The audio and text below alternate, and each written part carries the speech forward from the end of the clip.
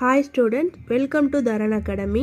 நம்ம இன்றைக்கி என்ன பார்க்க போகிறோம்னா, இந்திய தொல்லியல் துறையிலிருந்து சில சட்டங்கள் தொல்லியல் பொருட்களை பாதுகாக்கிறதுக்காக கொண்டு வந்திருப்பாங்க. அந்த சட்டங்கள் எந்தெந்த வருஷம் கொண்டு வந்திருக்காங்க அப்படிங்கிறத நம்ம பார்க்கலாம்.